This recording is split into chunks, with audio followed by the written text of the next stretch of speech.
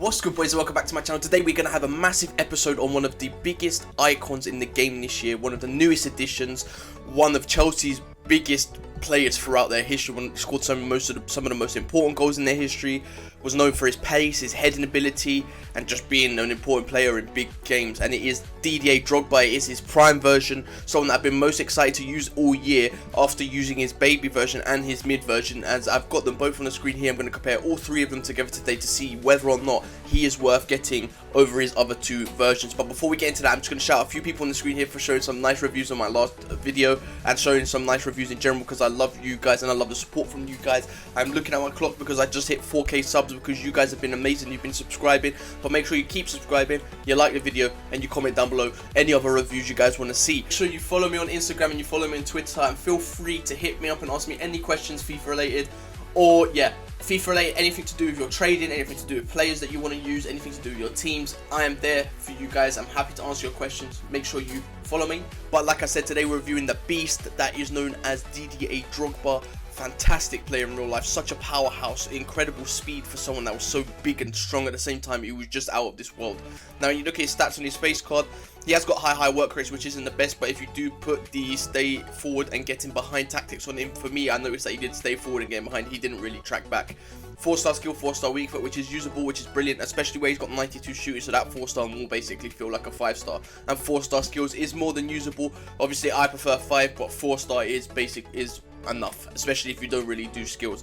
On his face card, he's got some outstanding stats, looking at 90 pace, which is his highest pace out of any of his 3 cards, 92 shooting, which is higher than any of his other 2 cards, and he's got 90 physical, which is higher than his other 2 cards as well. So obviously this guy is just going to feel like an absolute beast, but he does come at a more expensive price than both of his cards put together, as this one is 1.9 right now, and the other one is, the middle one is 700 and the baby one is 600, so they come to a total of 1.3. This one goes for more than both of them put together, and I'm sure that his primer version is going to go for an absolute crap ton as well. But let's look at his in-game stats before we get into the team. If you look at his in-game stats here, I've run an engine on him purely because I want to up his passing and his dribbling a bit more than it already is. It also gives him a bit of added pace, which we all know, a bit of pace never hurt anyone. Now, you're looking at his stats there. His shooting stats are out of this world. He looks like an absolutely insane finisher. With 95 finishing, 92 attacking position, 94 shot power. So you know he's got that ultimate beastly shot power. 85 long shots, which is more than usable, so good considering he's a striker. 93 volleys as well, so in and around the box, he is finishing anything you put in front of him, basically. He has got the highest curve when you look at his passing stats, so that means that with the finesses, he won't really finesse. He's more of someone that you smash the ball in with, near post, far post, wherever. I've noticed that, especially when I was using him, but I obviously upped his passing. As you can see, his passing isn't the greatest. I like my strikers to have decent passing, so the link-up play doesn't get ruined when I give it into my striker, and they're able to provide the wingers or the cams with passes, basically. I put his long passing up by 10 with the engine, so he goes up to 77. His short pass goes up to 83. His free kick accuracy goes up to 94. I thought his free kick accuracy should be a bit higher, because he scored some of those knockable free kicks back in the day, but oh well. It ups his agility and balance by quite a bit, which is very, very important, especially considering he's so tall and such a powerhouse kind of player. His agility goes up to 78, which isn't the highest, but it's better than 73. It puts his balance up by quite a bit as well, which goes up to 78, which will put it into the green section as well. Putting his dribbling up to 90. Just, you know, he's a beast. And you know that his heading accuracy is going to be absolutely insane, especially with his jumping as well. Purely because if you remember back in the day, this guy's heading was absolutely exceptional, especially some of the goals he scored, like important games against like Bayern Munich, for example, where he headed that in near post to get them to, I believe it was to go to penalties, in which they won. I can't actually remember, unless it was the winner. I'm not a Chelsea fan, so I can't really remember. 89 stamina on him, which is brilliant as well. His aggression's not that high, because considering that he was quite an aggressive presser of the ball, he pressed defenses and stuff like that, which is quite strange. Anyway, that's his game, his card in game. Now what we're going to do is we're going to move into what team I built around him, and then we're going to go into some gameplay, of course, obviously. But there you can see I got 10 goals and an assist with him in 5 games, so he averaged 2 goals a game, and he got 1 assist throughout those 5 games, which is quite good, to be honest. As we drop into the team there, like I said, I never make teams to be over expensive or overpowered and crazy money. Apart from Blanc and Drogba in this team, Not many of these players are expensive right now. Zaha I use as well because I just packed him and I put him in a links with Drogba. Obviously, they've got their Irish link. This is the team that I was rocking, but when you go into the custom tactics, this is what it looked like in game. As you go to a 4-3-2-1, which is one of my favourite formations, especially when using strikers like Drogba because he's strong enough to hold up the ball and win crosses as well. That's how I would play. That's not how I would play. That's just not how I would play, is it? I would play like this. I don't know why that was like that. I would play with Zaha on the left, Sancho on the right, and then Drogba up front. I'd have Blanc and Battaglia in the midfield, and I was using that Guardiola loan card in the CDM role, and I would have the defence laid out like that. Obviously, the instructions on all front three was get in behind and stay forward because I love them to have runs because I play kind of counter-attacking, so I get the ball from my defence to my attack as fast as possible. So with corners, anytime someone comes at me, I'll just pick up the ball, get it straight to my attackers. And something like Drogba was very good at as well, with from goal kicks, he would win all the headers to knock it onto either forwards, so which is brilliant. Now, that's been the team. What we're going to do now is we're going to get some gameplay with some commentary so you guys can enjoy some of what Drogba can do in the game.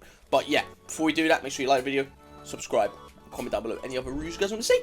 Let's get into the gameplay. Boom! Right, boys, as we head into this first clip with the beast that is Drogba, you see Blanc do a lovely skill, we're giving it to Drogba, and boom, there's a finish by the beast himself, Didier Drogba. What a finish, first time, smashing that straight into the bottom corner there. Lovely, lovely little finish on the turn, you'll love to see it. As we head into this next clip, you see me pick up the ball here, giving it to Sancho, quick pass into Drogba, and boom, there he is again, finish it into the bottom corner.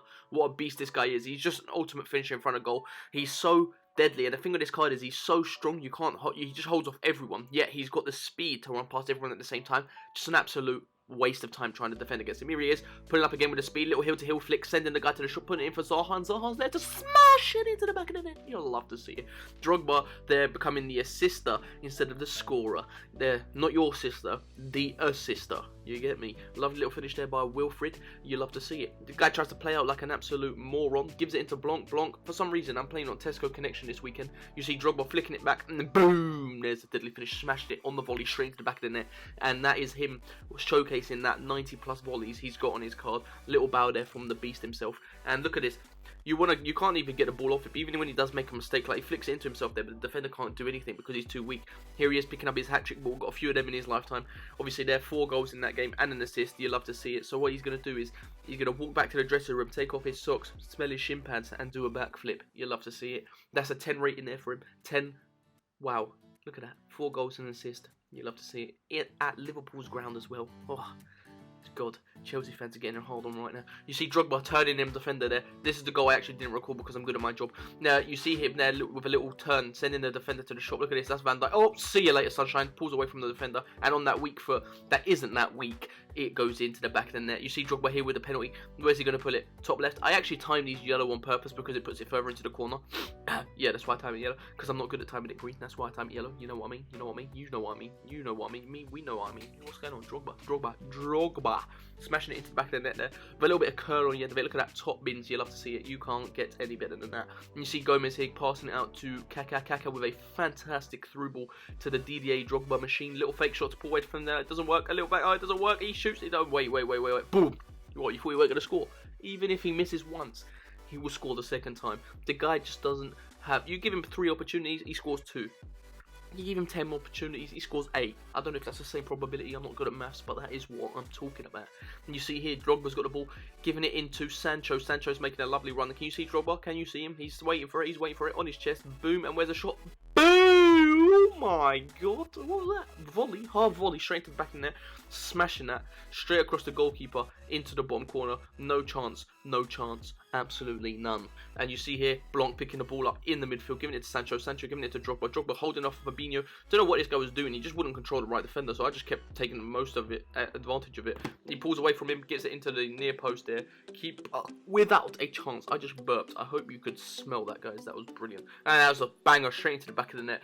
As we move into this next clip, you see Sancho on the ball out wide, give a little fake shot. Look at the Tesco connection once again. Blanc on the ball, giving it into Drogba. Drogba, just look, I don't know what these guys defend like. It's like I'm playing in Division 10. What? I don't know if it's the connection for them or what it is, but they defend like I'm playing against bots. And then you go there, Drogba left foot, obviously having 92 shooting, feels like a 5-star weak foot instead of a 4-star. Drogba here, no, pulls away from the defender, pulls away again, has a shot, oh, Varane blocks it, and unlucky Sunshine. There's the power strike by the flipping beast, Didier Drogba.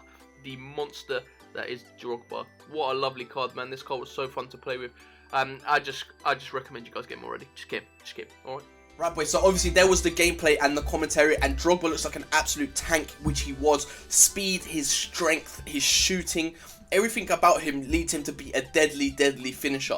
But obviously this year, the meta is players almost opposite, in fact, to Drogba. It's not the big, strong players, it's the small, agile players. So is Drogba worth it? We'll find out. So what we're going to do, in my opinion, I believe that this Drogba is definitely better than his previous two cards. I felt a big improvement on both of them. His speed as well as his strength, I felt was such a difference to both his cards. And there's not even that much of a difference when you look at them in-game. The in-game stats difference between this one and the middle one is about 60 in-game stats, which is hardly anything. But from his baby, he's up to about 100 in-game stats. That's quite a lot, but it just felt like a big difference. More people actually use the baby one because it's faster, but this one is just out of this world in my opinion. Now, it's whether or not he's worth the 1.9 million coins, especially where he's not really a meta player. He doesn't really suit the meta this year. But for me, I'm probably going to go out and say he is worth 1.9 million. Today's is he worth it? I'm going to say he is worth it because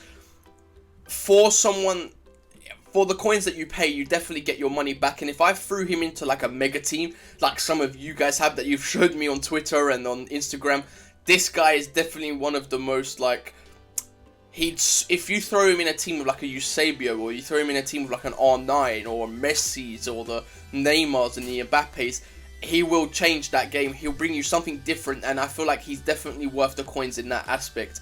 He is definitely worth the coins because he's a massive upgrade to his other two cards as well. Hence why he's worth both of them put together and more, basically. So for today's Is He Worth It, I'm going to say he's definitely worth it. Hit me up on Twitter and Instagram if you have any questions about your teams, or any questions about like what investments you should make, or what players I'm going to review, etc. and what players you want me to review. So yeah, it's been your boy Zach. Make sure you hit the subscribe button down below. We just hit 4K, which is brilliant. Thank you guys so much for that. I'm so happy. We're coming up. It's such a good pace, and with my live streams coming soon, we should be flying up even more. Like the video. It's been your boy Zach. I'll see you soon. Peace.